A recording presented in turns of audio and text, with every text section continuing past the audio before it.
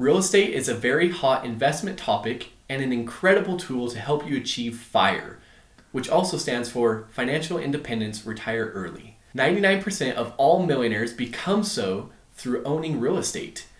Many think a lot of money is needed to start investing in real estate, but this is wrong. You may have heard of people who have achieved great success from real estate investing. Our successes may seem small to some, but we would still like to share our story, which can hopefully provide some valuable insights. Welcome to the Biesinger Fire Journey channel. I am Jordan Biesinger and my wife is Sean. The purpose of our channel is to share our journey pursuing FIRE and also provide tips related to personal finance and investing. We hope that our story and tips can help provide others with motivation to become financially literate and find financial freedom. We'd love for you to join in our journey and subscribe to our channel. Please hit that like button and leave a comment below with your thoughts on today's video. When we purchased our first real estate property, we were just college students at ages 21 and 23. We did not have a lot of money and we did not have high-paying jobs. We started our real estate investment journey with only $20,000. Now, $20,000 has become $250,000 in just 4 years while we've been going to school. We have bought 3 properties total and sold our first one in order to graduate student debt-free. We don't have a lot of money, so there is no way we can afford to buy rental properties directly like some people or spend a lot of money to hire a professional contractor to do some remodeling. So what was our real estate investment strategy? Number 1, buy as owner-occupied, residential property.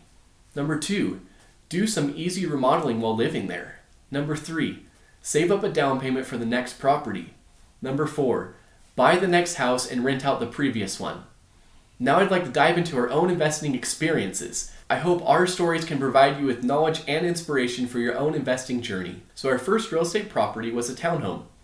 Shortly after my wife and I were engaged, we started to discuss whether to rent or buy a place after married. My in-laws owned real estate in China, so my wife possessed an awesome investment perspective, regardless of just being college students. Many people would just tell me, hey, you should rent. Most college couples rent, then slowly build up to purchasing their first property. My wife would then say she would never pay rent to a landlord.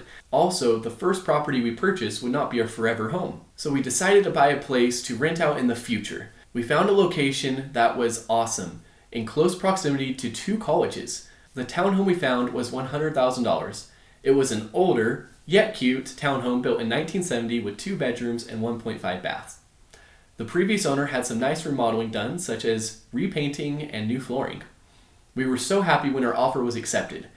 In total, our down payment was $20,000. Since the down payment was 20% of the house price, we did not have to pay mortgage insurance. Woohoo!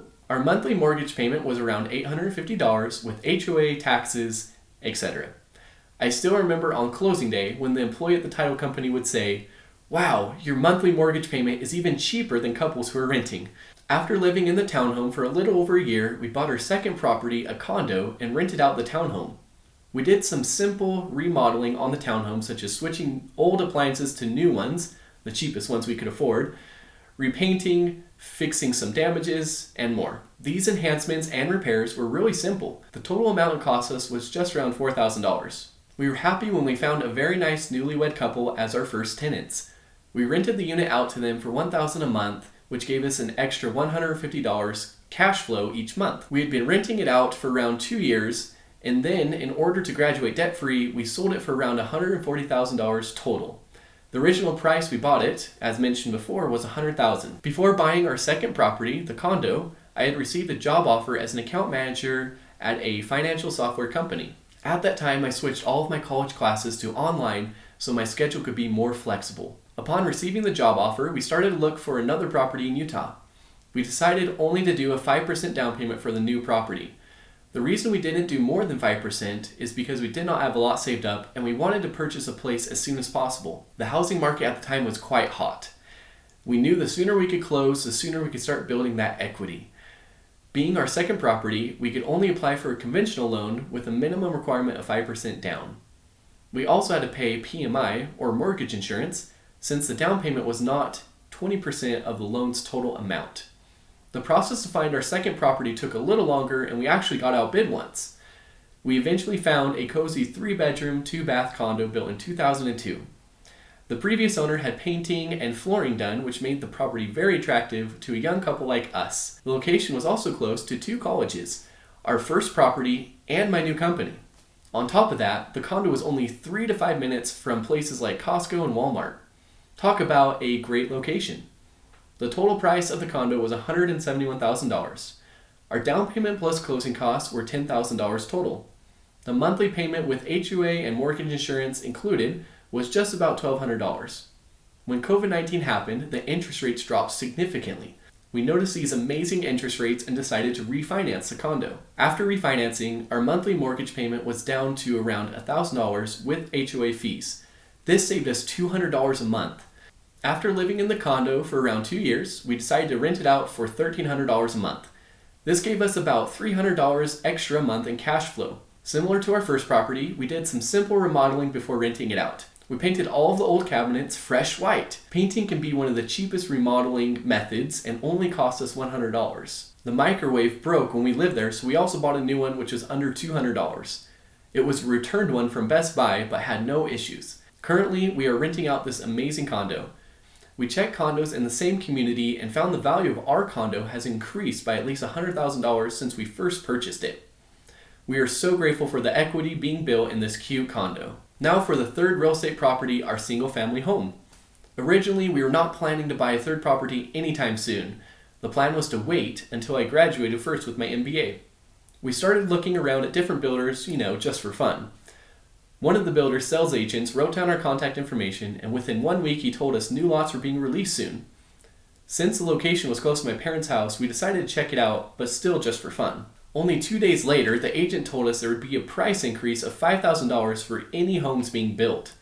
Any contract signed within the next few days would keep the lower price though. We thought it through and decided to go under contract. The prices have been steadily increasing, and we felt it would be a good decision to lock in, especially since the house building process takes many months. The new home was under construction in July of 2020. The building process was very interesting and took 10 months total to finish. We officially closed on this house, our third property, in May 2021.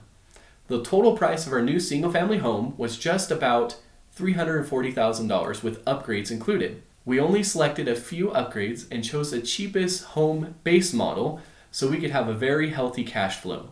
The home is a total of 2,300 square feet and a lot size of 0.12 acres.